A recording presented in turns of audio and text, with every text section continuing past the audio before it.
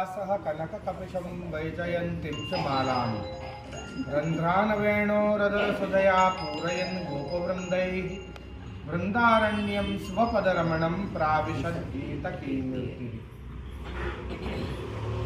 अत्र उपस्थित सत्संगानुरागी सर्वभूरीय वैष्णववृंदो, આજે વલ્લભાખ્યાન સત્સંગનો દ્વિતીય દિવસ અને ગઈકાલે આપણે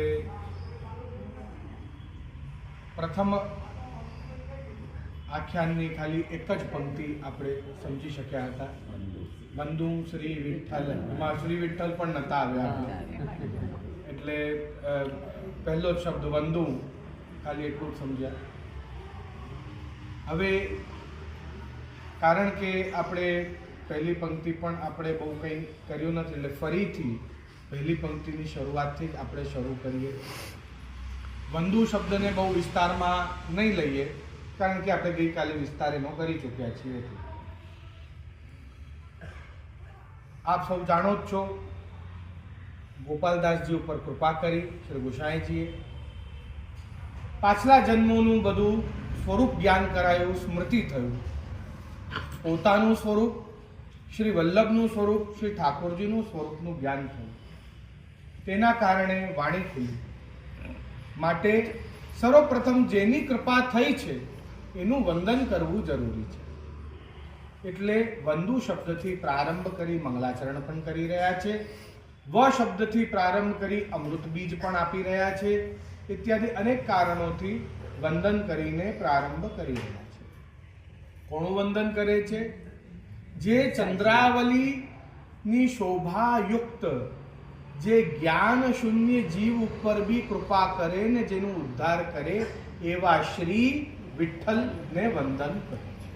શ્રીનું અર્થ અહીંયા ચંદ્રાવલી ગણ્યું, અને શોભા ભગવાનની કાં તો શ્રી રાધાજીના મુખારવિંદની શોભા, એની આભા, એનું તેજ, એ શ્રી ચંદ્રાવલીજીનું સ્વરૂપ છે. અહીંયા શ્રી ગુસાઈજીને ચંદ્રાવલીજી તરીકે આપે ઓળખાણ કરાઈ. પ્રસંગની પણ અહીંયા ભાવપક્ષ જ્યારે જોઈએ છે તો ભાવપક્ષની અંદર પ્રસંગ પણ આ શ્રી શબ્દનો અર્થ કરતા પ્રસંગ પણ એ જ લઈ રહ્યા છે જે ગઈકાલે આપણે દમલા અને શ્રીમદ વલ્લભાચાર્યજીના વચ્ચેનો જે સંવાદ થયો કે તું ભાઈ આખી આधी गादी दबाए के बैठा है तो याको कहा करी जाने हैं, तो याको आपको पुत्र करी जानो हूं, तो भाई नहीं, याको मेरो पुत्र नहीं, याको मेरो ही स्वरूप करी जानो. કારણ કે આ શ્રી ચંદ્રાવલી મારા મુખેથી પ્રકટ થઈ છે, માટે આના અંદર મારું તેજ બિરાજમાન છે, મારી શોભા, મારી આભા બિરાજમાન છે, મારા મુખારવિંદનો તેજ જ ચંદ્રાવલી છે. એટલે આમ કરીને અહીંયા ઉદાહરણ આપી રહ્યા છે શ્રી ગોકુલનાથજી. આપ કહી રહ્યા છે કે અહીંયા શ્રી શબ્દ જે શ્રી વિઠ્ઠલનાથજી માટે જે વપરાયો છે એમાં શ્રી વિઠ્ઠલમાં શ્રી શબ્દ એ ચંદ્રાવલી રૂપ છે. વી નો અર્થ જ્ઞાન થાય, ખ શૂન્ય અને લ ઉદ્ધાર કરનાર. એટલે જે જ્ઞાન શૂન્ય હોય, જેને જરાય ખબર ના, ગુજરાતનો પ્રસંગ છે ને, પેલી ડોશીને ફક્ત વિઠ્ઠલ શબ્દ જ આવડે છે બોલતા, અષ્ટાક્ષર બોલતા ના આવડ્યું તો ભાઈ શું બોલું? તો શ્રી વિઠ્ઠલેશ, શ્રી વિઠ્ઠલેશ, શ્રી વિઠ્ઠલેશ, આટલું બોલી જશે. આખો મંત્ર બોલતા ના આવડ્યો એને તો માત્ર શ્રી વિઠ્ઠલનાથજીનું નામ લેવડાવ્યું. એનાથી શું થયું? ભાઈ જે જ્ઞાન શૂન્ય છે, જેને કશું ના આવડે તો પણ જો એ શ્રી વિઠ્ઠલ કરતી રહે તો એના બધા જ પાપ ધોવાઈ જાય, એનો ઉદ્ધાર થઈ જાય. કારણ કે જ્ઞાન શૂન્યનું પણ ઉદ્ધાર કરવાનું સામર્થ્ય જે ધરાવે એને વિઠ્ઠલ કહેવાય. અહીંયા આગળ આ વર્ણન કરી રહ્યા છે, બંધુ શ્રી વિઠ્ઠલ વર સુંદર. વર શબ્દનો ઉપયોગ કર્યો. વર કેમ કહી રહ્યા છે? વર એટલે ઉત્તમ, વર એટલે શ્રેષ્ઠ, વર એટલે વરદાન આપનારા, એવા અનેક અર્થ થાય.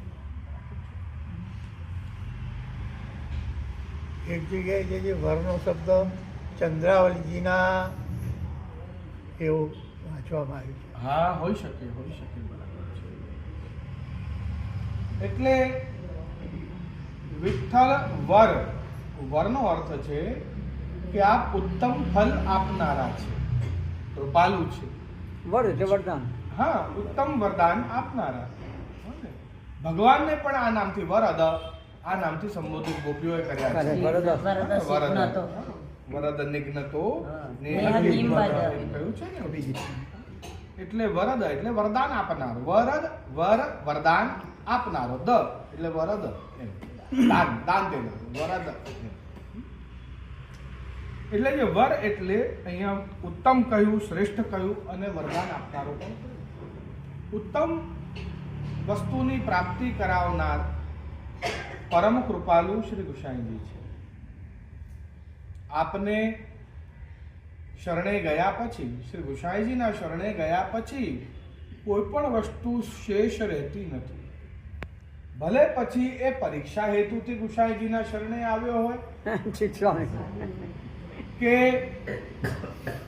ચર્ચા કરવા, શાસ્ત્રાર્થ કરવા ગુસાઈજીના શરણે આવ્યો હોય, કોઈ પણ રીતે શ્રી ગુસાઈજીની પાસે આવ્યો હોય તો પણ એની ઉપર કૃપા કરે એ જ એમનું પરમ કૃપાળુ, પરમ દયાળુ સ્વભાવ છે. એની ઉપર કઈ ગુસ્સો નથી કરતા, એને વળતા નથી, હને, પણ એને શરણે લે છે કૃપા કરી. આ એમનો સ્વભાવમાં છે. માટે શ્રેષ્ઠ એમ સુંદર છે, એ તો સ્વાભાવિક છે. જે ચંદ્રાવલી હોય તો સુંદર જ હોય, એના અંદર ક્યાં સંશય છે? વિઠ્ઠલ વર સુંદર. તો અહીંયા હવે બીજો સ્વરૂપ કયો જણાવ્યો કે નવ ઘનશ્યામ. અત્યારે કૃપા કરવા માટે તૈયાર થયા છે, માટે નવ શબ્દો ઉપયોગ કર્યો છે અને નૂતન કૃપા કરી રહ્યા છે, માટે આ નવ શબ્દો ઉપયોગ કર્યો છે. ઘનનો અર્થ વરસાદ થાય, મેઘ. વાસ્તવમાં તો મેઘ, વરસાદ તો નહીં પણ મેઘ જે હોય એને ઘન શબ્દથી સરખામણી થાય છે. મેઘ જેવો શ્યામ એટલે ઘન શ્યામ, બરાબર છે ને? સઘન એટલે એકદમ કાળો, એકદમ વધારે સઘન. અહીંયા મેઘ જેવો, જે મેઘ ઘેરાય તો વર્ષે, બિલકુલ એ જ પ્રમાણે આજે શ્રી ગુસાઈજીના દર્શન મને થઈ રહ્યા છે કે અહીંયા મેઘ રૂપ મારા ઉપર કૃપા કરવા માટે જ અહીંયા આસારવા પધાર્યા છે. માટે આ નવીન કૃપા કરી. સામર્થ્યનું પણ દર્શન કરાયું. એ પણ જણાયું કે હું માત્ર આટલું કહીને કે ગોમતીનો વર્તો સાગર હોય ને સાગર કલકલ કરે, મારી વાણી આપે ખોલાવી દીધી, મારી વાણી બોલતી થઈ ગઈ. આપનું સામર્થ્ય આપે બતાવ્યું. જેમ આપે એક વખત વ્રજમાં પણ બતાવ્યું હતું કે ઇન્દ્ર સમલ કે અయ్યો મેં વહી આન્યોર વાળો, ત્યારે પણ આપે પોતાનું સામર્થ્ય જણાવ્યું હતું. માટે જ જગતી તલ ઉદ્ધાર કરવા પ્રગટ્યા તર પરમ દયા. આનું ઉદાહરણ આપ વલ્લભાષ્ટકમાં પણ જોઈ શકો છો. ઘણા બધા જે ગુસાઈજી કે વલ્લભાચાર્યજી માટે એવું કે આ તો સાધારણ બ્રાહ્મણ છે, જેમ ગોવિંદ સ્વામીએ બી કહ્યું હતું, આ તો અર્ઘ આપે છે, ગાયત્રી જપે છે, તો સાધારણ બ્રાહ્મણ છે.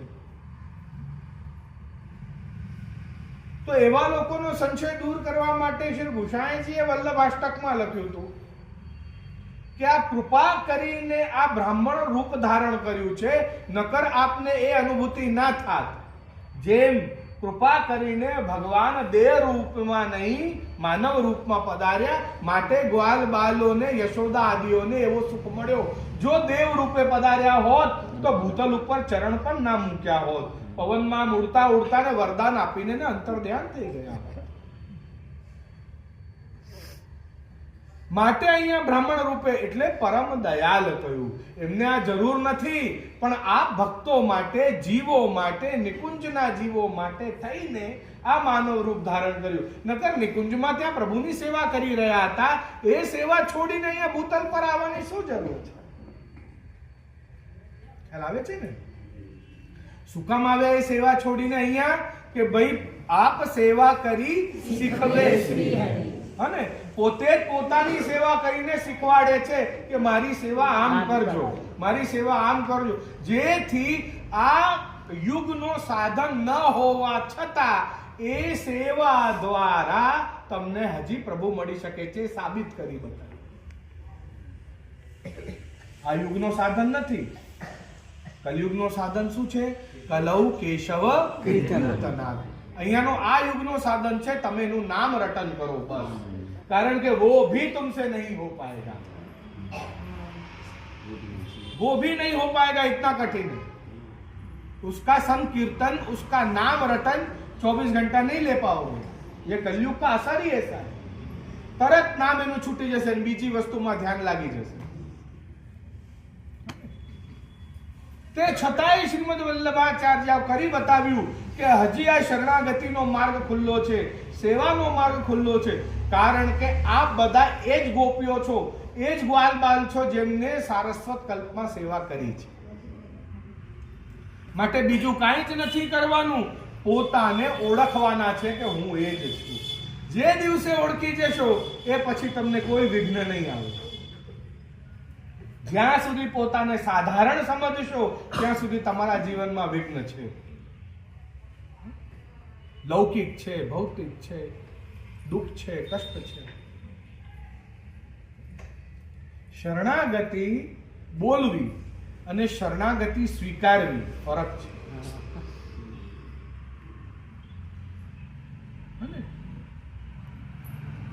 ખાલી બોલી જવું કે મેં મારું સર્વસ્વ તને આપ્યું, મારું દેહ, મારી આત્મા, મારું અંતઃકરણ, મારું નામ સુદ્ધા, આ લોક પરલોક બધું આપ્યું, એવું ખાલી બોલી જવું અને એવું સ્વીકારી લેવું ફરક છે. નથી. જ્યારે આપણે સ્વીકારી લઈએ ને તો આપણે પછી શાંત મૌન થઈ જઈએ. અશાંત અને ચૂપ નહીં, શાંત અને મૌન થઈ જાય. ફરક છે. મન અશાંત અને ક્રોધમાં હોય ને આપણે ચૂપ થઈ જઈએ, એક જુદું હોય કે આને જોડે બોલવાનો કોઈ અર્થ જ નથી કારણ કે આ સાંભળવાનું તો છે નહીં. વો અલગ હૈ. અને સૌ પોતપોતાનું કર્મનું ફલ ભોગવે છે. આ વાતને અંદર ઉતારીને અને જો સમજી લઈએ ને ત્યારે આપણે મનથી શાંત અને પ્રસન્ન, સંતોષમય થઈ જઈએ છીએ. પછી મૌન થઈએ છીએ, ચૂપ નથી થઈ જતું.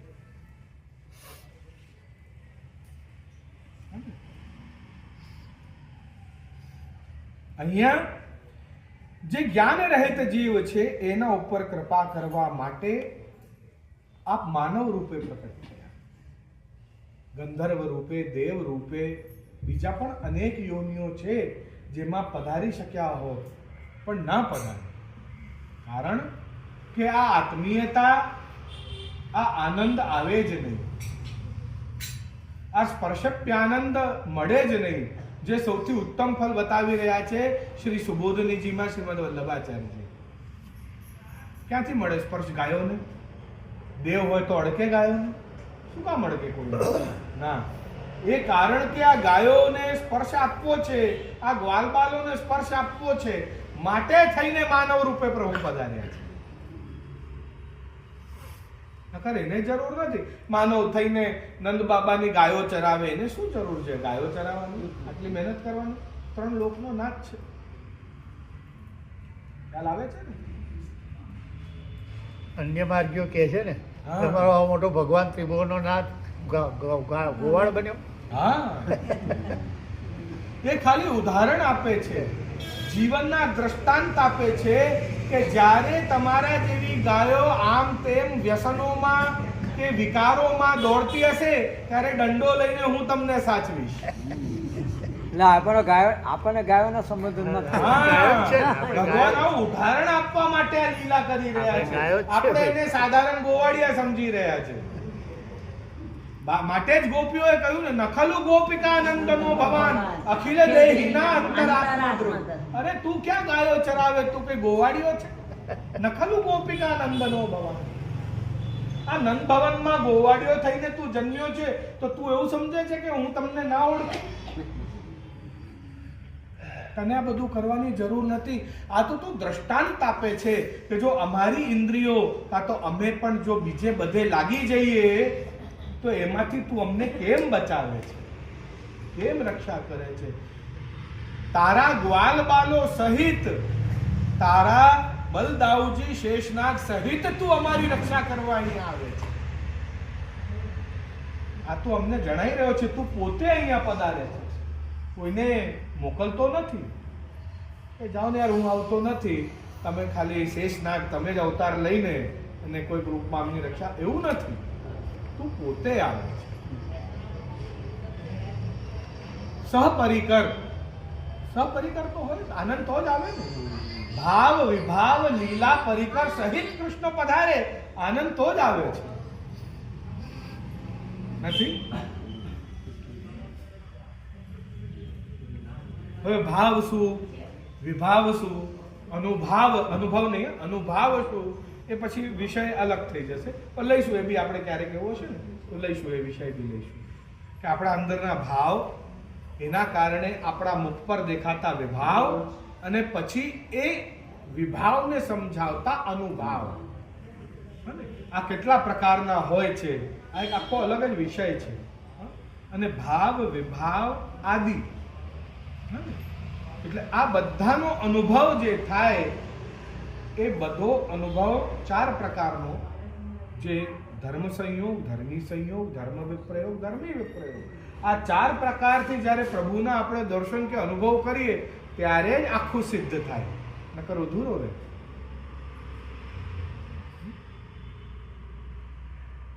દોષ થશે એવું ચિંતા કે બીક ના રાખશો. આપણા પુષ્ટિ પ્રભુ સૌથી સરળ છે, બાકી કોઈ પણ દેવી દેવતા કરતા. આ વાત ધ્યાન રાખજો. નથી? સૌથી સરળ આપણા જ પ્રભુ છે. એટલા સરળ કે આ ફરવા માટે જતા રહો છો 7 દિવસ, ઘરમાં 7 દિવસની મિશ્રી મૂકીને, તોય આપના ઘરે બિરાજ્યો છે, જતો રહ્યો નથી હજી. એમાંથી ઘણા બધા અમારા જેવાને પૂછવા આવે છે, જે આવું કરીએ એટલે અમે ના પાડી દઈએ. ઘણા બધા પૂછવાય નથી આવતા, કારણ કે ખબર છે કે જે ના જ પાડવાના. હા, એટલે ઘણા બધા પૂછવાય નથી આવતા, પણ તે છતાંય શું પ્રભુ આપને છોડી દીધા? સમજો, આટલું સરળ, સૌથી સરળ આપણો પ્રભુ છે ને આપણે એનાથી બીને એનાથી દૂર થઈએ છીએ કે આમ કરશું તો દોષ થઈ જશે, આમ કરશું તો દોષ થઈ જશે. દોષ કરતા વધારે તમે પ્રભુના ગુણોનો વિચાર કરો કે એવો છે કે જે પૂતના જે વિષ પીવડાવે એને માં જેવો મોક્ષ આપે છે. એના ગુણોનો વિચાર કરો, જે અજામિલ જેવાને મોક્ષ આપે છે. બધિક અજામિલ ગણિકા તારી और पूतना ही को, સુરદાસજી કહે છે ને. ગુણ વિચાર કરો. આપણી જોડે શું ના થઈ શક્યું હોત, કેવા બનાવો બન્યા હોત જો આપણે બીજા દેવી દેવતાઓ જોડે આવું કર્યું હોત તો. ખબર, બહુ કડક હોય છે દેવતાઓ. ઇન્દ્રને જુઓ, 1 દિવસ 2 દિવસ નહીં, અમુક કલાક મોડું થયું એમાં તો 7 દિવસ વરસાદ વરસાવ્યો. 1-2 દિવસની તો ક્યાં વાત છે. આ દેવતાઓ બધા આવા હોય છે. અને એવું નહીં સમજતા કે સરળ છે એટલે આપણે ચલાવી લેવાનું. હવે એવું ના સમજ.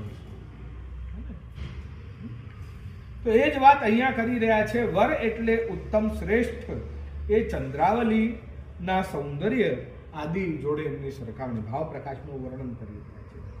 નવ એટલે નવીન, ઘનશ્યામ એટલે મેઘ. એ નવ ઘનશ્યામ એટલે નવા ઘેરાયેલા મેઘની જેમ આજે આપ સન્મુખ બિરાજીને દર્શન આપી રહ્યા છે, અને જેમ મારી ઉપર હવે કૃપા કરવાના જ છે. આ બધો જ વિસ્તાર જે મારા અંદર પ્રકટ થઈ રહ્યો છે એ બોલવા માટે હું આતુર છું, પણ એ બોલતા પહેલા જેને મારા અંદર આ બધો સાક્ષાત્કાર પ્રકટ કરાયો, સ્વરૂપ જ્ઞાન કરાયો, પહેલા એના ગુણગાન તો ગાઈ લો. એટલે એના ગુણગાન ગાવા માટે અહીંયા પહેલા જગતી તલ ઉદ્ધાર કરવા પ્રગટ્યા પરમ દયા, એવું વર્ણન કરી રહ્યા છે. કે ભૂતલ ઉપર શું કામ પ્રગટે, શું જરૂર એને અહીંયા પધારવાની? તે નિકુંજની સેવા છોડીને અહીંયા વલ્લભપુર આવે શું કામ? કારણ કે શ્રી ઠાકુરજીની ઈચ્છા છે. હને? ઈચ્છા કોની છે આ જાણવાની જરૂર છે.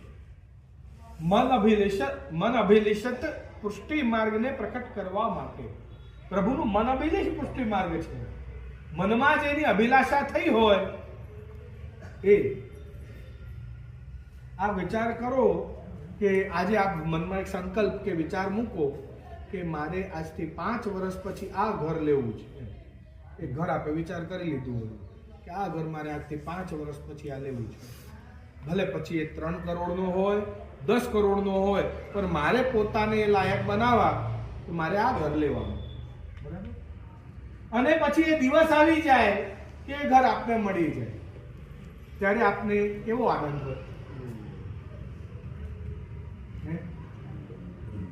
સાચી વાત છે ને? મન અભિલષિત વસ્તુ આપને મળી જાય કે જેની અભિલાષા છે મને વર્ષોથી, જેની માટે હું વિચારી રહ્યો હતો, એ મારું થઈ ગયું. મનગમતી વસ્તુ મળી, મનગમતી મનગમતી કહેવાય, અભિલષિત. આ માર્ગ ભગવાનનું મન અભિલષિત માર્ગ છે. આ વાત સમજી લેજો. અને વલ્લભે પોતાના મનથી પ્રકટ નથી કર્યું, ભગવાનના ઈચ્છાથી પ્રકટ કર્યું છે.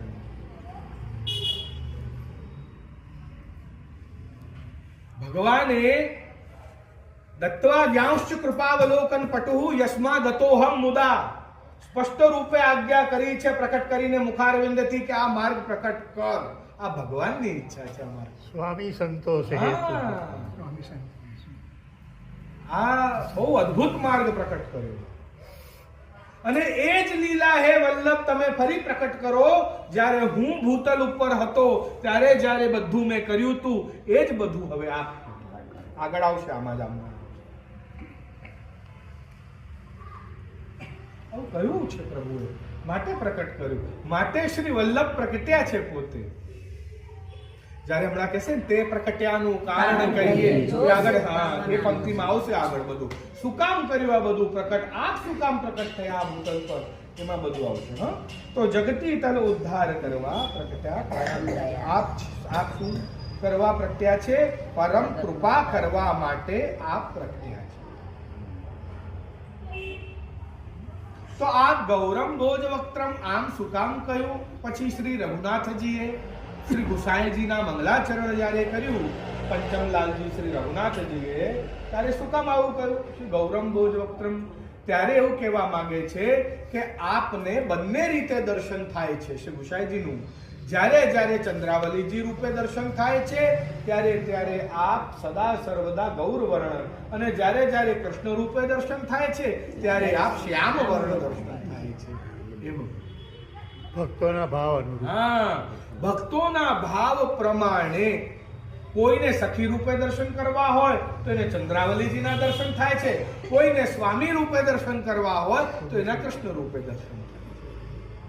આપ એવી રીતે શ્રી ગુસાઈજી દર્શન આપી રહ્યા છે, એનું અહીંયા ખુલાસો કર્યો.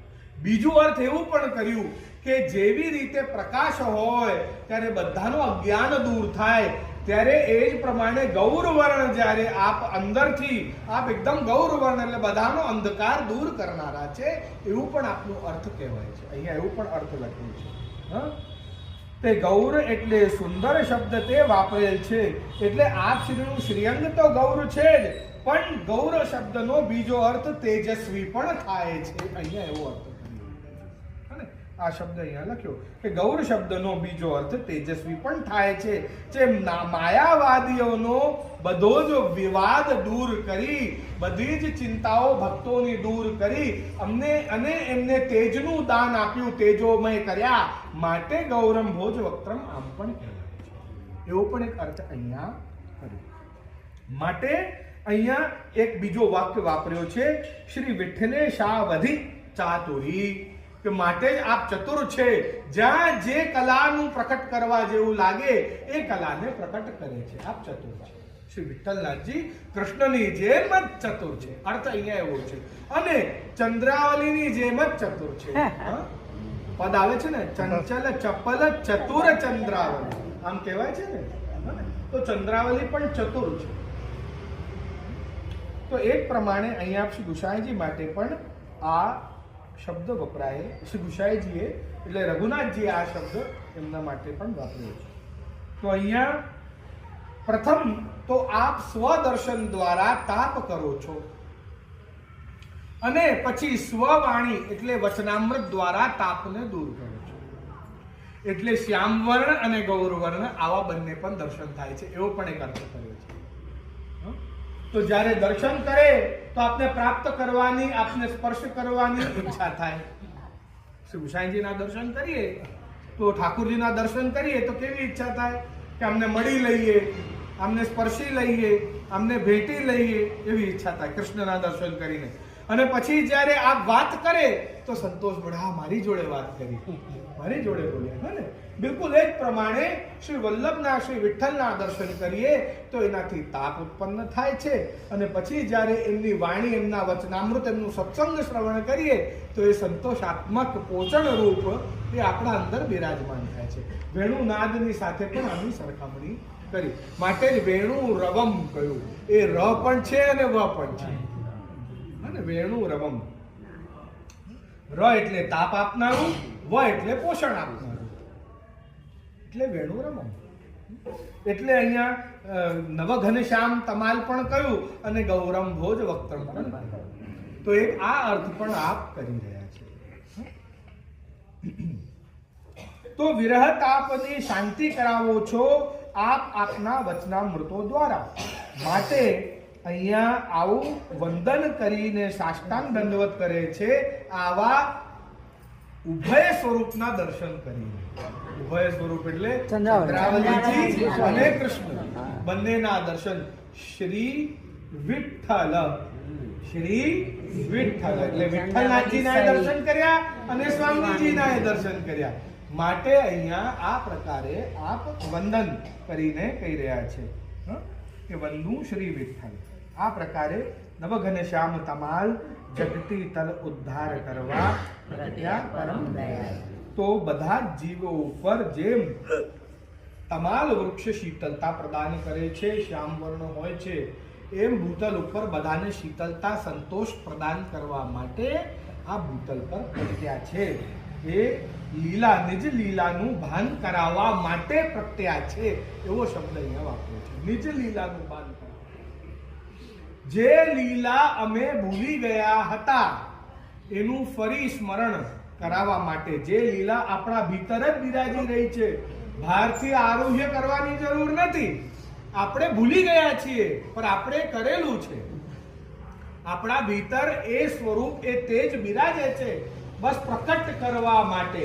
એ જ સ્વરૂપને સ્ફુરત કૃષ્ણ પ્રેમ અમૃત રસ ભરેલાથી ભરેલા, એને જ સ્ફુરત કરવા માટે આપ આ ભૂતલ પર પ્રકટ થયા. તો શ્રી પુરુષોત્તમ, આગળની પંક્તિ, સ્વતંત્ર ક્રીડા, લીલા, ક્રીડા અને લીલા બંને શબ્દોનો ઉપયોગ કરે છે. જોઈએ દ્વિજ તનુધારી, 7 દિવસ ગિરિવર વર ધાર્યો, વાસવ સૃષ્ટિ નિવારી. બરાબર છે. હવે અહીંયા શબ્દાર્થ પહેલા જોઈ લઈએ, પછી આપણે ભાવાર્થમાં જઈશું. તો અહીંયા શબ્દાર્થ કરી રહ્યા છે શ્રી પુરુષોત્તમ એટલે શ્રી સ્વામીજી સહિત કૃષ્ણચંદ્ર, શ્રી ગોવર્ધન, સગુણ સાકાર કૃષ્ણ. આ વાત અહીંયા શ્રી પુરુષોત્તમ શબ્દ ઉપર કહી. અને સગુણ સાકાર કૃષ્ણ, ગુણાતીત, રમત ગમત પ્રભુ, એવું કહી રહ્યા છે. ખાલી ઉભેલા નહીં, ખાલી બેસેલા નહીં, રમતા, હરતા, ફરતા, લીલા કરતા, ક્રીડા કરતા, આનંદ કરતા. માટે શ્રી પુરુષોત્તમ સ્વતંત્ર ક્રીડા એમ શબ્દ વાપર્યો છે. यह मूर्ति खेलत नयनन में, यही हृदय में ध्यान, मेरे तो गिरधर ही गुणगान. बराबर છે ને? આ કીર્તનમાં કહ્યું ને, બેઠત નયનન में નહીં, ખેલત નયન. यह मूर्ति खेलत नयन, એવો શબ્દ વાપર્યો. સમજવા જેવી વાત છે કે ખાલી બેઠી નથી રહ્યા મૂર્તિમાન થઈને, ના, સાક્ષાત થઈ ગયા છે, રમી રહ્યા છે, ક્રીડા કરી રહ્યા છે, ખેલી રહ્યા છે. આવા પ્રભુ મારા નેત્રોમાં બિરાજી ગયા, મેરે તો ગિરધર હી ગુણગાન. જ્યારથી એનું નામનું રટન કરવાનું મેં શરૂ કર્યું ત્યારથી એ પ્રભુ મારા અંતઃકરણ, મારા નેત્રોમાં બિરાજમાન થઈ ગયા. અને નેત્રોમાં માત્ર બિરાજી ન રહ્યા, ક્રીડા કરી, લીલા કરી, રમ્યા. હને એ જ અહીંયા શબ્દ વાપર્યો કે શ્રી સ્વામીજી સહિત કૃષ્ણચંદ્ર શ્રી ગોવર્ધનનાથજી સગુણ લીલામય સાકાર આપ ગુણાતીત અને આપ તે સ્વરૂપ જે છે અહીંયા પ્રકટ થયું જે સ્વતંત્ર ક્રીડા કરનારું છે. આગળ ક્રીડા ને આપ નાટ્ય સ્વરૂપ જે છે જે રમતા ગમતા પ્રભુ છે એવા. પછી બીજા દ્વિજ એટલે બ્રાહ્મણ, તનુ એટલે શરીર કાં તો દેહ, અને લીલા દ્વિજ તનુ ધારી એટલે બ્રાહ્મણ દેહ ધારણ કરી ભગવદ લીલા કરનારા. ઠીક છે, આવું સ્પષ્ટ અહીંયા લખી રહ્યા છે. જો અને દ્વિજ બ્રાહ્મણ દેહથી પણ ભગવદ લીલા કરનારા. એને ભગવદ લીલા કરવા માટે ભગવાન સ્વરૂપ ધારણ કરવા નથી, એને કરવું નથી ભગવત સ્વરૂપ ધારણ. કેમ? જો ભગવત સ્વરૂપ ધારણ કરશે તો આપને એ અનુભૂતિ નહીં થાય જે અનુભૂતિ આપને દ્વિજ રૂપે કે માનવ રૂપે થશે. આપણે કહી રહ્યા દ્વિજ એટલે બ્રાહ્મણ. બ્રાહ્મણ થઈને તો આ લીલા થાય. હાજી હાજી. ઠીક છે. હવે હારી તો ભગવદ લીલા કે જેવી રીતે ચંદ્ર અંધકારનો નાશ કરે છે તેમ એ જ પ્રમાણે પ્રભુ જે છે અહીંયા દ્વિજ રૂપે જ્ઞાન આપીને સૌને અને બધાના ભીતરના અંધકાર, કામ, ક્રોધ, લોભ, મોહ, મદ, મત્સર આદિ જે કૃષ્ણચંદ્રે જ્યારે આ ગોપીઓના દૂર કર્યા શરદ પૂનમની રાત્રિના સમયે, રજન્યેશા ઘોર રૂપા ઘોર સત્વની સેવિતા, આમ કહીને કહ્યું કે જો હજી તમારી અંદર અંધકાર હોય તો અહીંયા રોકાશો નહીં, જતા રહો. ગોપીઓ તો અંધકાર દૂર કરનારા આપ, આપના સાનિધ્યમાં આવ્યા પછી અંધકાર છે ના, હવે તો અજવાળું જ છે. હવે ક્યાં અંધકાર? જે રાત્રિનો ચંદ્રમા જ ગોકુલ કો ચંદ્ર હોય એને પછી ક્યાં અંધકાર હોય? એ રાત્રિ અંધિયારી હોય. સ્વયં પ્રભુ જે રાત્રિના ચંદ્રમા બનાવે. શરદ પૂનમની કેમ એટલી વિશેષ? પૂર્ણિમા તો દર મહિને આવે છે, પણ શરદ પૂનમની વિશેષતા શું કે એ રાત્રિનો ચંદ્રમા એ સાધારણ ચંદ્રમા નથી, સ્વયં કૃષ્ણચંદ્ર ગોકુલ કો ચંદ્ર એનો ચંદ્રમા છે, માટે એની વિશેષ. ત્યાં પેલા છે ને દ્વિજ કુલ હરિ અવતર્યા તાળવા ભૂમિ પાર. વાહ વાહ, બહુ સાચી. તો અહીંયા પહેલા તે આપ તાપ ઉત્પન્ન વિયોગ વિરહ ઉત્પન્ન કર્યો છે અને પછી સંયોગ આપવા માટે, સુખ આપવા માટે આપ સ્વયં ભૂતલ ઉપર પ્રકટ થયા. બરાબર. હવે આ પ્રમાણે અહીંયા આ પહેલી પંક્તિનો ખાલી શબ્દાર્થ થયો. બીજી પંક્તિના શબ્દાર્થની અંદર ગિરવર એટલે બધા જ, ગીર એટલે પર્વતો, બધા જ પર્વતોના વર કાં તો રાજ એટલે ગિરિરાજ. બરાબર છે. પછી આગળ કહી રહ્યા છે પર્વતોમાં શ્રેષ્ઠ અને વાસવ એટલે ઇન્દ્ર દ્વારા કરેલી વૃષ્ટિ જે છે, વાસવ વૃષ્ટિ એટલે જે વરસાદ કરેલો છે, ઇન્દ્ર દ્વારા કરેલો જે વરસાદ છે એનાથી નિવારણ અમારો કર્યો, નિવારી એટલે એને રોકીને, એને દૂર કરીને ઇન્દ્રનો માન ભંગ કર્યો છે. બરાબર છે. તે કોના માટે કર્યો છે? તો અહીંયા કહી રહ્યા છે કે સ્વજનો માટે આપે આ લીલા કરી છે. બરાબર. આટલું આ શબ્દાર્થ થયો. હવે આપણે ભાવાર્થની અંદર પ્રવેશ કરી રહ્યા છીએ. ભાવાર્થની અંદર જતા શ્રી પુરુષોત્તમ ગીતાની અંદર ભગવાન એવું વર્ણન કરે છે અર્જુન, અયમ તો અક્ષરાતીતો અક્ષરાદપી ચોત્તમ તોસ્મિન લોકે વેદે ચ પૃથક પુરુષોત્તમ.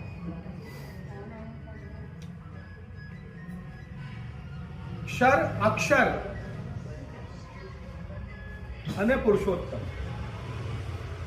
ક્ષર એટલે જે ક્ષય પામે એ, અક્ષર જેનું ક્ષય ના હોય એ. હા ને? પણ આ બંને કરતા હું જુદો છું. અતોસ્મિન લોકે વેદે ચ પૃથક.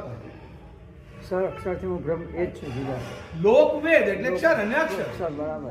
અક્ષરાદપી ચોત્તમ. એનાથી જુદા જ છે આખા. અતોસ્મિન લોકે વેદે ચ પૃથક. હા, એનાથી અલગ જ છું. હું આ બંનેથી પૃથક છું, પૃથક અલગ. અલગ છું. હું છું પુરુષोत्तम, जिसको पर ब्रह्म भी कहते हैं.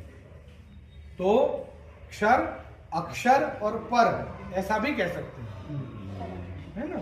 આવું પણ કહે. હવે આ જે પુરુષોત્તમ જે છે, હવે અહીંયા કયો સ્વરૂપ વધાર્યો એ તો જાણો.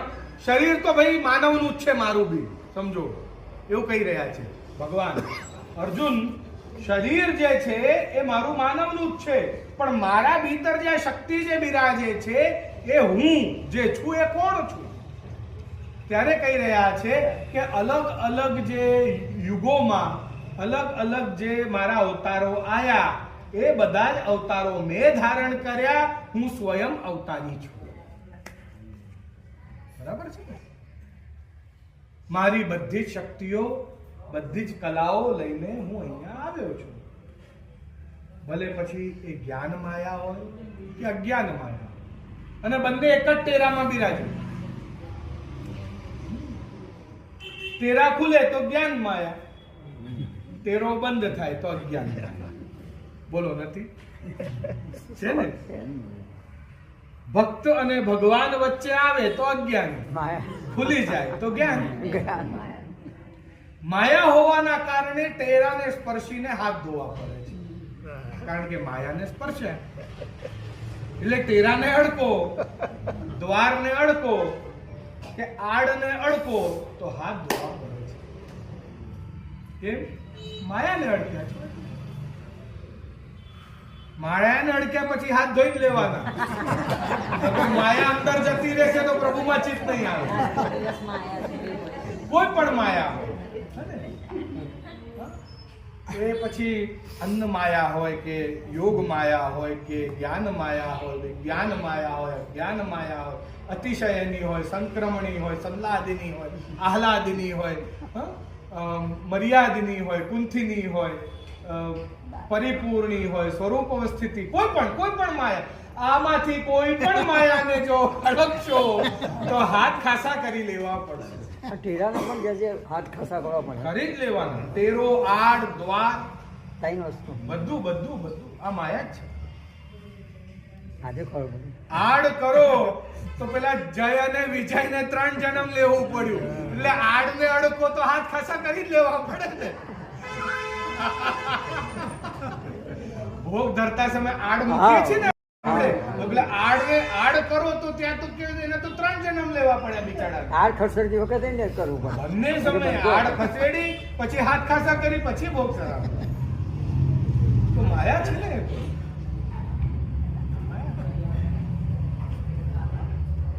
તો અહીંયા એ જ વાત કરી રહ્યા છે કે જે પ્રગટ્યા છે કોણ છે? તો શ્રી પુરુષોત્તમ.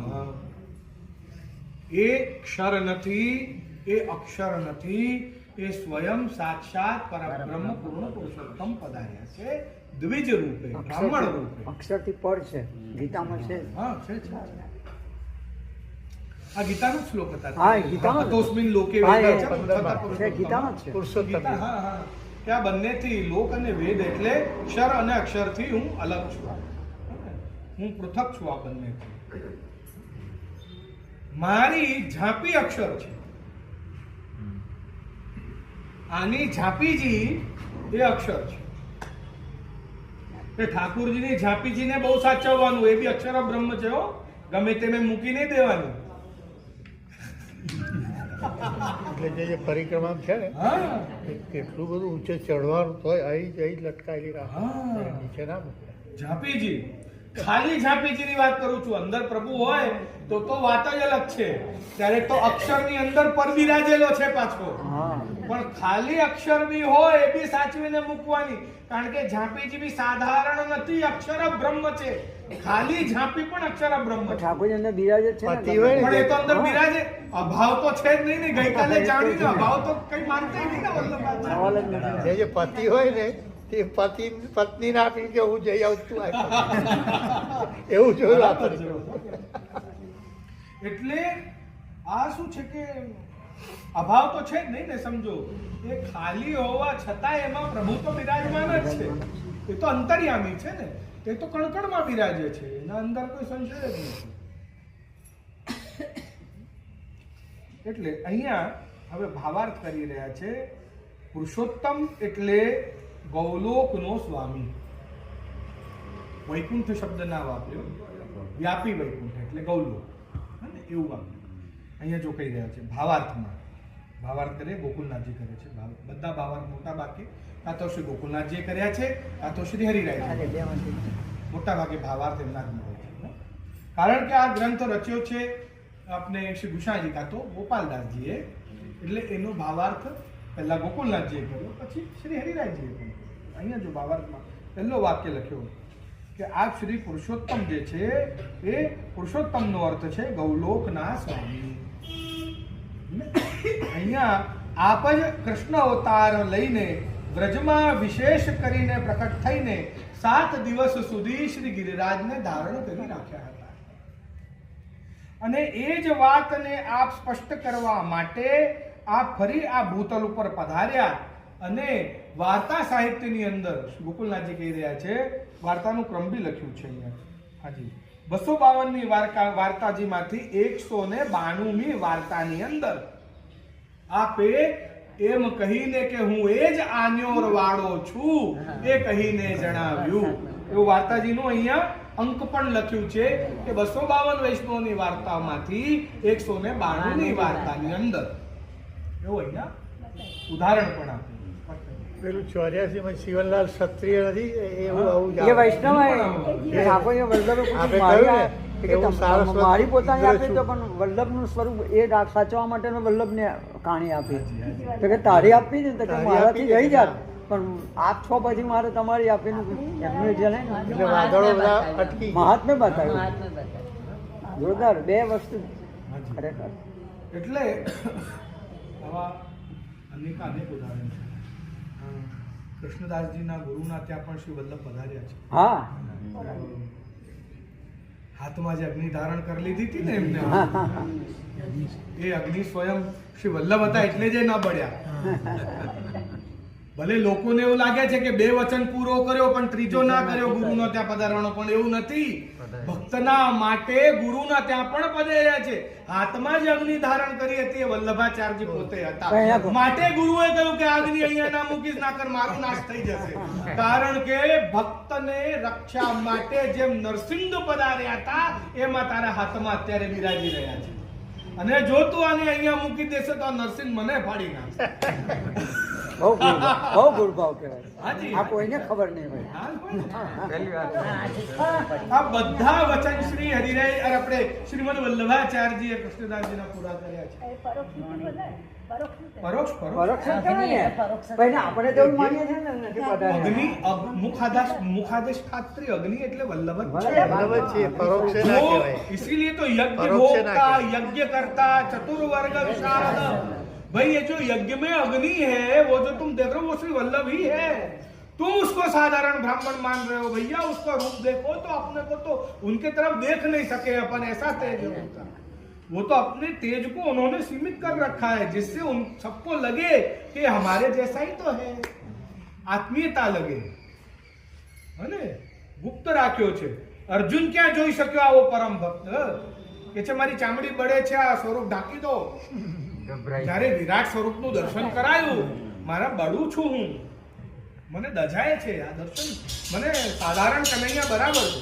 આ સ્વરૂપ ક્યાં ઝેલી શકે છે તું? પરબ્રહ્મ પરમાત્માની મુખાદેશતાત્રી અગ્નિ માટી ખાઈને જે બ્રહ્માંડ બતાવે એ અગ્નિ ક્યાં સહન થશે આપણાથી જો એ સ્વરૂપમાં વલ્લભ દર્શન આપે તો ના સહન થાય. જે મૈયાને બ્રહ્માંડ બતાવે કે તું બી મારા અંદર આજ અગ્નિ થી હું તને બી પચાઈ લઉં છું, આખા બ્રહ્માંડને પચાઈ લઉં છું, અને તું વિચારે છે કે ગાયનું દૂધ પચતું નથી? હું તો બધું જ પચાઈ જવું એવું સામર્થ્ય છે મારું. એ અગ્નિ એ શ્રી વલ્લભ છે. આખા અખિલ બ્રહ્માંડના અંદર જે તેજ અગ્નિ એ શ્રી વલ્લભ. માટે તો કહ્યું કે એસી બંસી બાજી બન ઘન મેં. કેમ?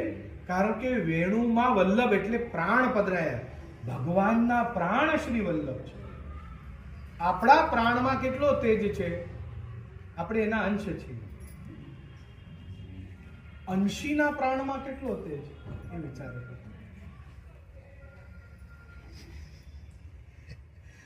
अपन तो खाली अंगारा है, तनखो, बहुत छोटा तनका, अपने में इतनी शक्ति है तो सोचो जिस अग्नि से ये तनका निकला उसमें कितनी शक्ति. आ समझવાનું અહીંયા માટે જ કહી રહ્યા છે, સ્પષ્ટ કર્યું. એ લીલા કેવી રીતે કરી બતાવી તો અહીંયા એને સ્પષ્ટ કરે છે. શ્રી પુરુષોત્તમ સ્વતંત્ર ક્રીડા. પુરુષોત્તમ તો આપણે સમજી ગયા. વધારે હજી ઉદાહરણો ઘણા છે.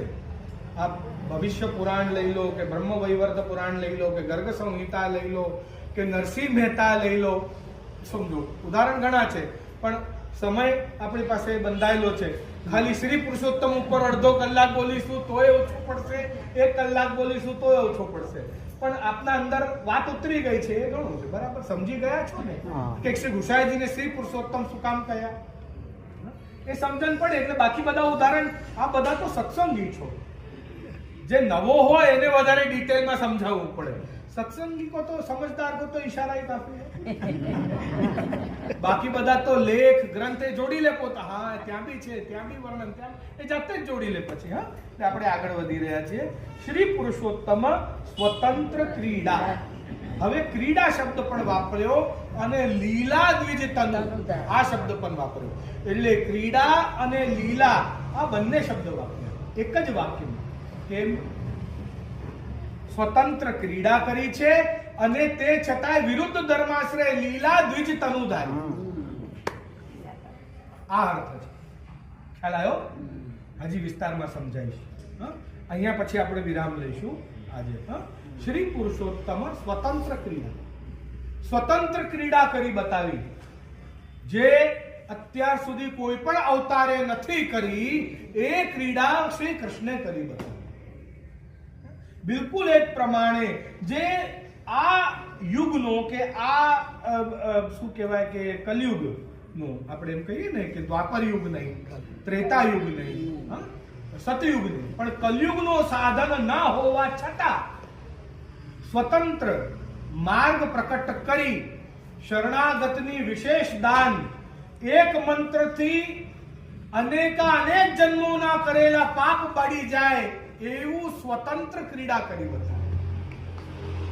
સમજો, જેમ કૃષ્ણે કર્યું બિલકુલ એવું જ કરી બતાવ્યું, પણ દ્વિજ રૂપે. એટલે વિરુદ્ધ ધર્માશ્રય લીલા દ્વિજ તનુધારી.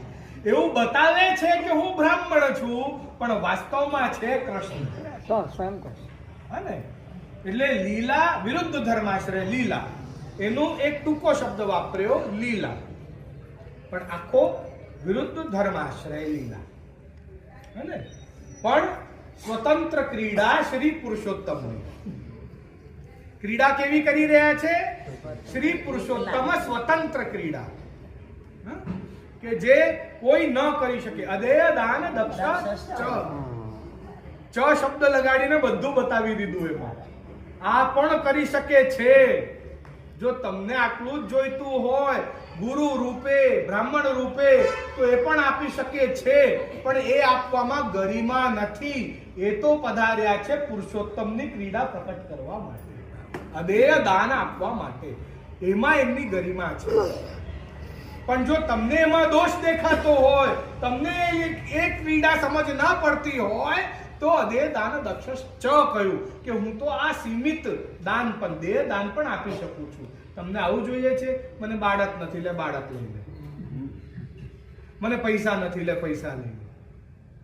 આ પણ આપી શકું છું, પણ એ આપવામાં મારી ગરિમા નથી. હું તો શ્રી પુરુષોત્તમ સ્વતંત્ર ક્રીડા પ્રકટ કરવા માટે પ્રકટ. લૌકિક છે, પારલૌકિક. હા, એટલે ચ શબ્દ લગાડ્યો ને, અદે દાન દક્ષ ચ. ચ એટલે બીજું પણ, ચ એટલે અને, ચ એટલે અને, અદે દાન અને દેહ દાન પણ મહોદાર ચરિત્રવાન. કારણ કે આ મહાઉદાર છે, માટે તો ના પાડી દે, ના પાડી શકે છે કે આ શું કૃષ્ણદાસ નું સપિંડીકરણ અને શ્રાદ્ધ એ બધું મારે થોડું કરવાનું હોય?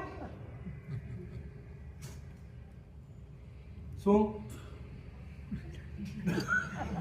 ના પાડી શકે છે? પણ તો એ કરે છે. તો એ કર્યું. પણ મોક્ષ કૃષ્ણદાસને ક્યારે આપ્યો ખબર છે? દ્રષ્ટિ માત્રથી, કે હા જા કૃપા કરી તારા પર. દ્રષ્ટિ માત્રથી. પણ જો આવું પ્રકટ કરે ને શ્રી ગુસાઈજી, તો બધા લોકો મારા પિતાનું પણ દ્રષ્ટિ કરી દો, એમના પર બી દ્રષ્ટિ, કોઈને સેવા કરવાનો સમય જ ના આપે. એટલે કોઈ વેદ કે શાસ્ત્રની નિંદા ન કરે કે એને સન્માન આપવાનું બંધ કરી દે, એવું ના થવું જોઈએ. માટે આપે વૈદિક વિધિ પણ કરી કૃષ્ણદાસ. પણ વૈદિક વિધિથી ઉદ્ધાર થયો નથી. ઉદ્ધાર તો વલ્લભની કૃપાથી જ થાય છે જીવનો. આ સમજી લેજો. દ્રષ્ટિ માત્રથી, કૃપાવલોકન પટુ, દ્રષ્ટિ માત્રથી જ કૃપા થઈ જાય છે. શું? શ્રીમદ વલ્લભાચાર્યજીના સ્વરૂપનું વર્ણન કરતા એક હાથના સુબોધની છે, નેત્ર આપના જરાક નમેલા છે ને આમ આ બિરાજેલા છે ને, આવા દર્શન થાય છે. તો આશીર્વાદ હાથ ઊંચો કરીને આશીર્વાદ આપવાની શું જરૂર? અરે એ તો બધાને ખાલી બતાવવા માટે કે વેદની મર્યાદા રહે એટલે. બાકી તો જેના પર દ્રષ્ટિ કરે છે એના મનોર્થ પૂર્ણ કરી દે છે. એટલે શ્રી પુરુષોત્તમ સ્વરૂપ છે, પણ વિરુદ્ધ ધર્માશ્રય લીલા કરે છે.